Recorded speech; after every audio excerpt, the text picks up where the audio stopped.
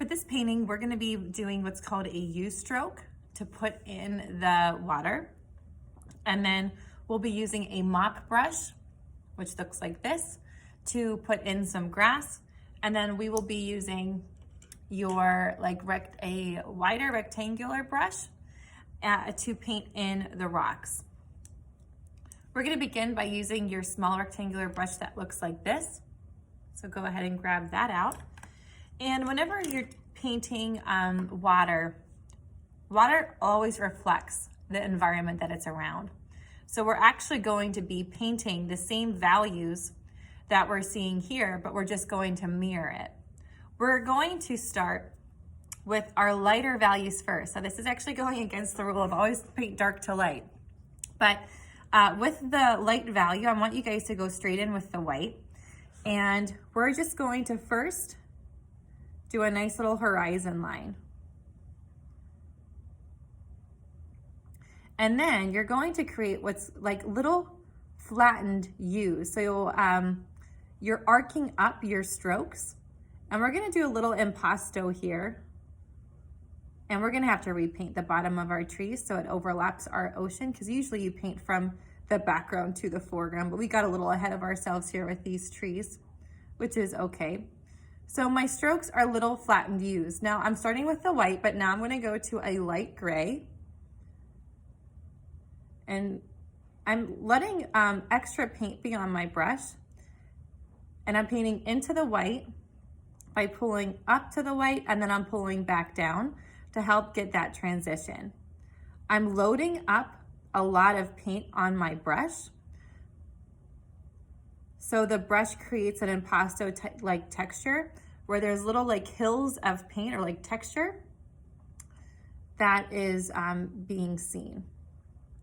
I'm not going to clean my brush either. I want it to stay nice and dirty so I get some like streaks of value in there. And I'm just gonna pull a little bit more white in here.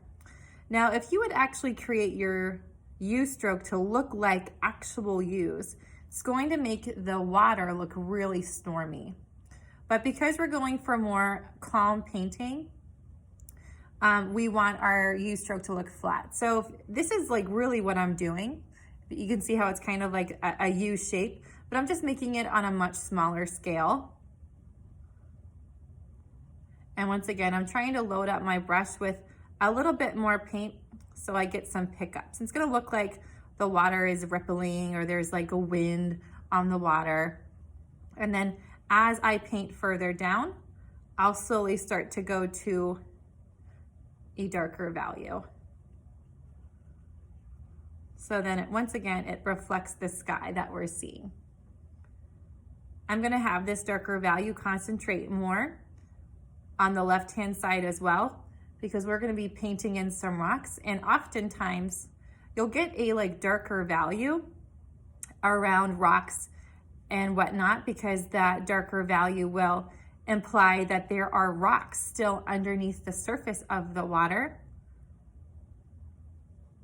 causing there to be a little bit of a shadow.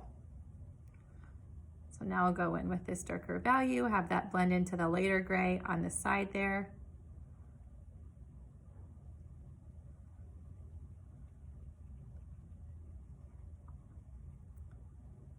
And there we have a nice little ocean scene of water on the right-hand side.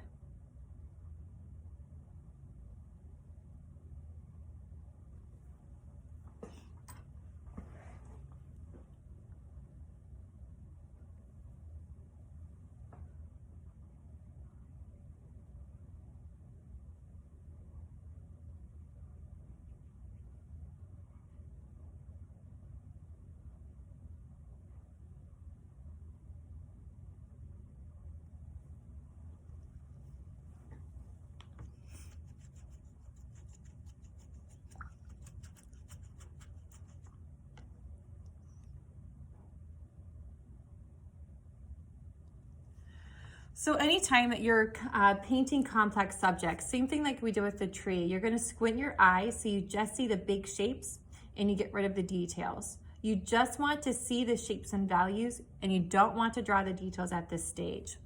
So to map in our rocks, you're going to stick with that small rectangular brush.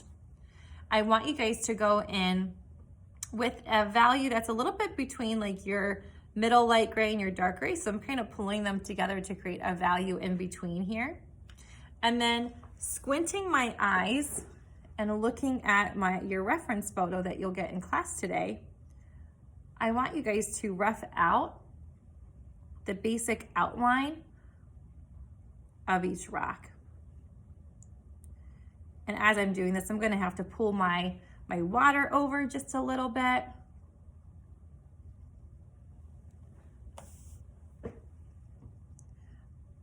But you're squinting your eye and trying to just draw in the detail.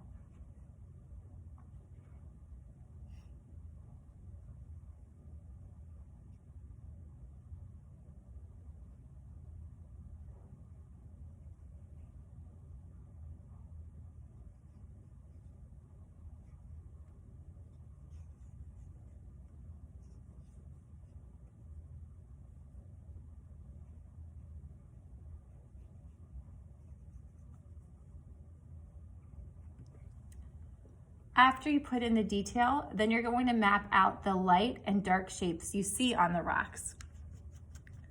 We're gonna be putting in our darkest values first, and I want you to be aware of your brush work.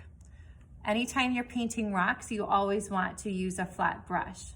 If you get the direction of the stroke right, you can actually put in the whole rock itself in a few basic strokes. I'm going to start with the black, because we always paint from dark to light. Oh, and you know what? I forgot to paint in the rest of my water. So before I do the black, if you have to fill in any gaps with your water, make sure you do that before you move on. We're doing that U stroke again, painting all the way up to the rock. Perfect. Okay, so now I'll go in with my black, load up my brush on both sides, and I'm going to do cross contour line directions around my rock. So I'm looking at, okay, what is the plane surface? Like what direction is that rock going in? And then I try to put in these darker values and the direction that I'm seeing that surface or that plane change happen. And I'm only focusing on the darkest values right now.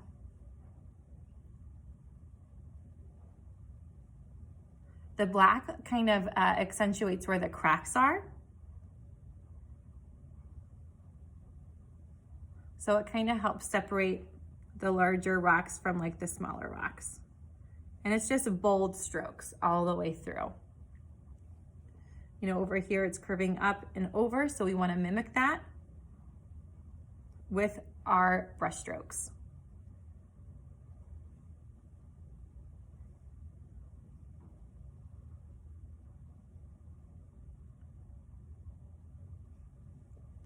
After you put the darkest black in, now you go on to the next darkest value.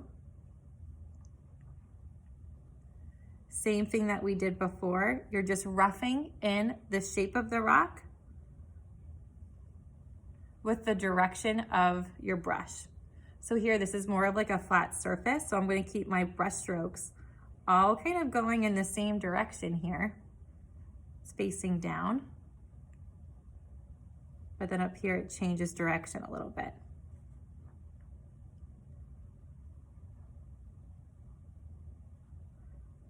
Remember, it's all about squinting your eyes and getting the value correct or in the right spot for your rocks to look the most three-dimensional.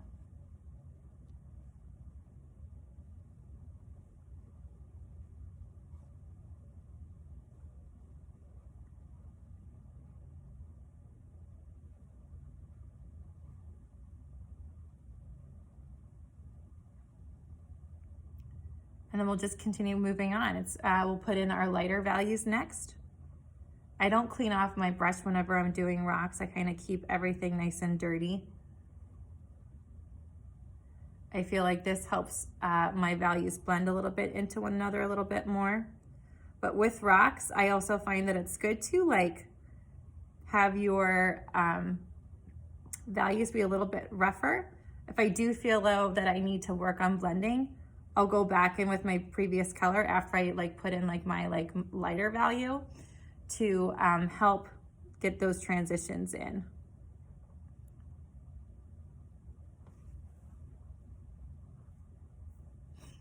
Always look for the plane changes when you're putting this stuff in. Do your best.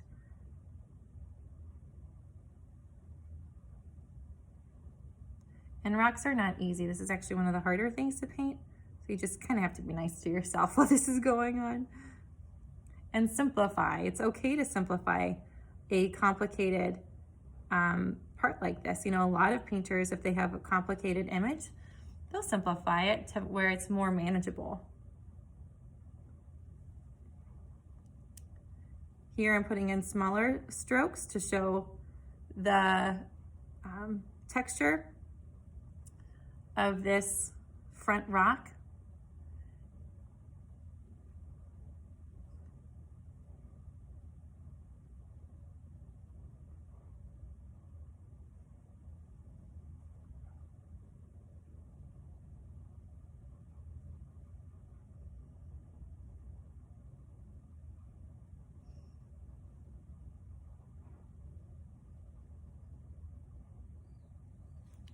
And then where you have any white highlights, definitely go in with that to make those rocks pop forward in your composition.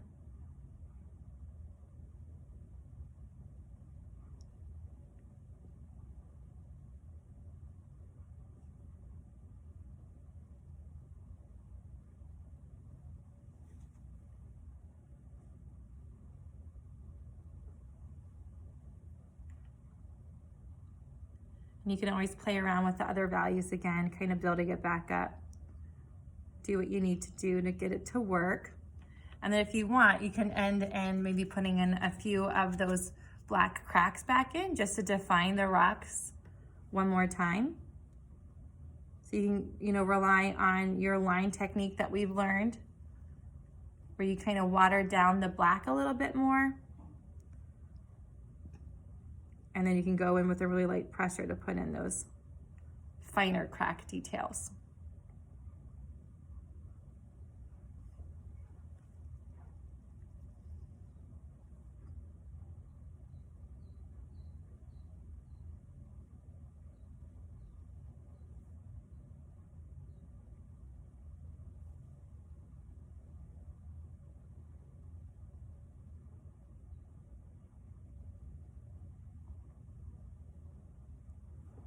Now, obviously, when you make your own paintings, we're going to spend a lot more time than what we're doing now, but this is just to give you guys a taste of what painting actually looks like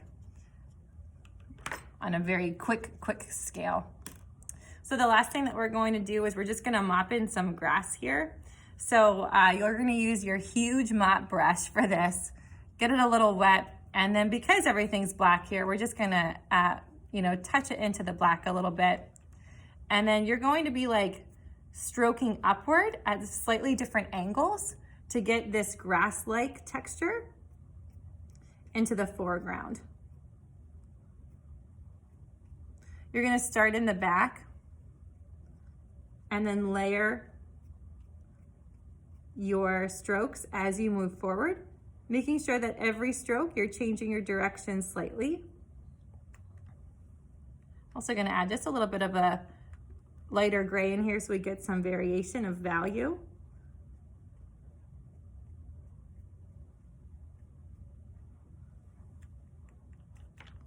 And I get a little bit streakier so we can see that, once again, that definition, that change of grass.